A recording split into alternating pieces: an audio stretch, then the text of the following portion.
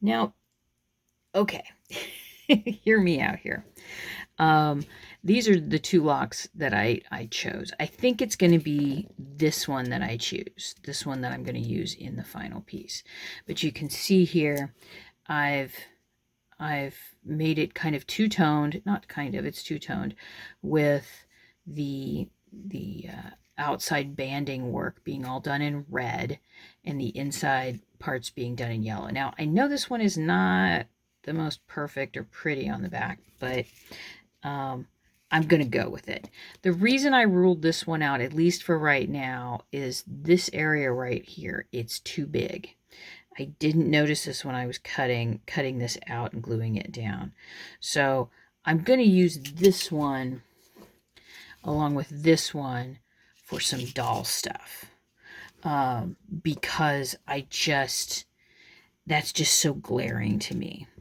And part of me kind of likes how small this one is, that it looks like a key. Let me see. I have this little thing. I pinned it up here on my bulletin board. I clipped this out of a magazine or somewhere. I liked this little infographic, and if you turn it this way, you can see where I'm kind of getting the eye and I've seen some logo work that is similar to that. So I think that's what I'm going to do. And at this point, I just need to figure out what I'm going to do for the surface, because I am going to be using acrylic paint pens on the surface. So I think what I'm going to do is this one will be the practice one for any types of motifs, etc., that I would like to do. And I'm going to treat this like I treat my artwork. Some of the painted paper stuff. And that's what I'm going to be doing. So, because this is very much a meld of my father and myself. The blue eye is because my father had blue eyes. And his eyes were almost carbon copy color-wise of his mother Elizabeth, who I think I take after creatively and in the way I use resources, and then equal parts with my grandmother Wilma for my nitpickiness and wanting to make things a certain way. So this is very much for me, if you don't know the symbolism, and that's the part that as an artist I'm always struggling with. It's like these come with their own preset connotations. The image of the eye, the image of the padlock. What do these things mean to people? Do you call it a lock? Do you call it a padlock? Then the colors I've chosen. Orange is my favorite color. My father had blue eyes. My father's passion, I'll say obsession, I guess you could say obsession, with dolls, or not with dolls, with locks, and then my own obsession with dolls. And then the doll pattern that I've decided that I'm going to try, it's a new way of constructing for me, and yes, you'll be part of it, is very much from my grandmother Elizabeth. It's harkening back to work that I saw her do. And that's the part that always seems like everything's missing. I put the work together and there's a great deal of personal meaning for me, but not everybody else gets it. They, like anything else, if you're looking at artist experience, people who look at it are bringing all of their own experiences to it. So I can't concentrate too much on how others are going to see it, because that seems to slow me down. And I just need to keep working forward. So yeah, that's where we are here. So the next time you see these pieces, at least this one, the darker blue one, I'm going to have some images on it, hopefully, fingers crossed. Okay, I've gotten the colors that I want to use for the little rug that will be going in the bottom part of the A-frame, along with the furniture, which I think this is a much better match for what I want. And what I've done is I did the same thing where I put a piece of paper. These are 2 pieces of paper. I had originally just used a little compass to make the rug, and I drew it out completely and then started adding in the pattern. Now, in this one, I didn't really kind of start figuring out how I wanted the pattern to work until I got about here, which meant I had several rows that just weren't working. So what I did was I started off with, as you can see, drawing much larger. And each of these 2 together, I kind of consider like it's the little braid part that's going around.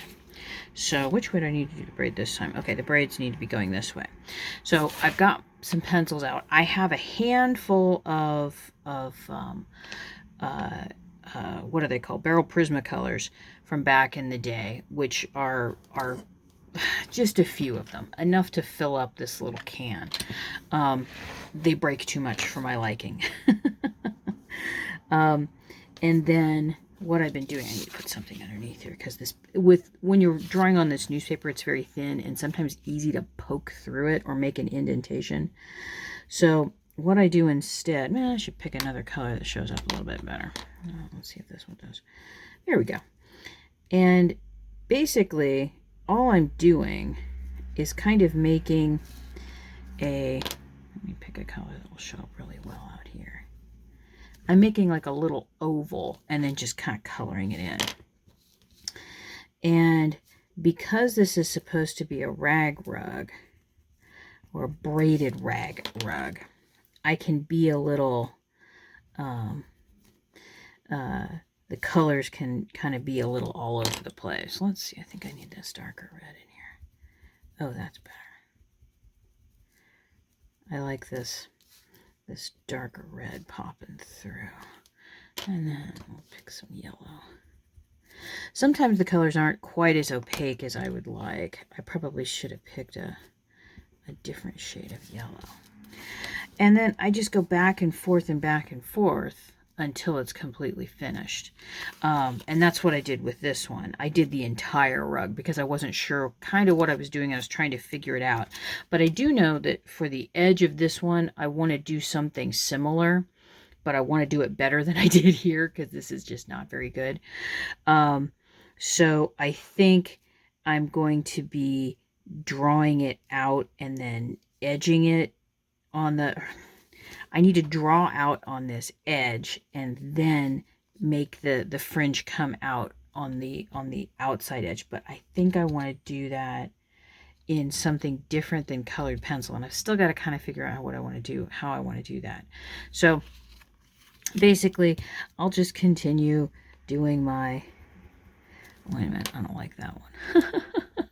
I keep picking, going, no, I don't like that one. No, I don't like that one. Ooh, like this one. This one is almost a perfect blend. But I'll continue going back and forth, creating the little pieces. I'm gonna go over that one and then come back in here. Is that the... No, that's the wrong one. There's the one I want. And I haven't really sharpened these too badly. I tend to sharpen these with a knife instead because the leads are prone to breaking so easily or having fractures within them, that if I do it with my knife, I make them last a lot longer, which in the end makes me a lot happier and less grumpy.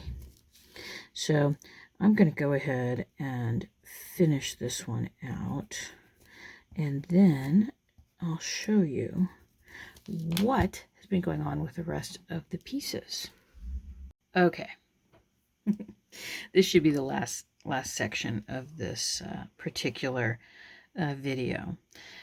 I have attached the Distelfink to the piece, and I really love how it looks. I absolutely adore how it looks. The bottom section is kept, and it will be glued onto and attached onto the green of the base. I did make one teeny tiny little mistake. You can probably see it right there. I put my finger on it. I thought it was dry, and when I pulled it back, it pulled up some of the paint. This is an easy one to fix because, of course, I've got the paint. I've also gone in and added several coats of the matte varnish on the outside because I really wanted these sealed. So these are completely sealed. This, I think I'm going to add another coat to, but I want to fix this little bit first, and I'll do that in another video. And then I have started what I'm doing with, oops, I don't even have them in frame yet, the little ladders. And you can see on the backs here, I have the little pieces that are going to help them mount to the sides. I went ahead, because there was a part of me that's like, oh, I don't want to start adding the varnish because it'll be terrible to paint, and I forgot that I had added these on, which add some stability, so then I don't have to lay them down to paint them. And then these are going to be attached. Oops, move this over. These are going to be attached like so, and you'll be able to kind of see through. It'll add another dimension here. And I need to mark off where these are going to go. I kind of have an idea of where I want them to go, but I need to get that solidified. I want to sink the little pegs that you see.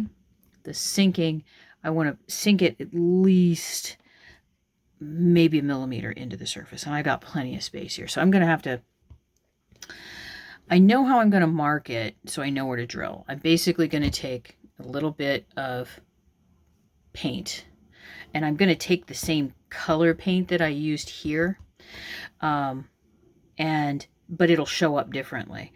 I'm going to dot each end and then put it down where I want it and then pull back. That way I will then know where the dots are, and then I can use my pin vise to put those holes in.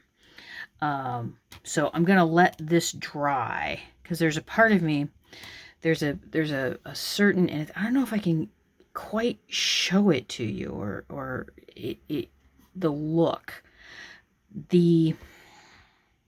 There's always a softening of surface and a softening of edges that happens when you add on the sealant and or the varnish. And I'm very much getting that here, but I want this to dry completely before I decide whether or not it's time to put these on. And these need a couple more coats of varnish because I love how these look. They end up looking like Pocky sticks covered in chocolate, which for me, again, is another one of those like sensory type things. Oh, and I can show you, I like how much, oops, ding, didn't mean to do that. I like how much this looks against the yellow and the turquoise. So that's where I am right now.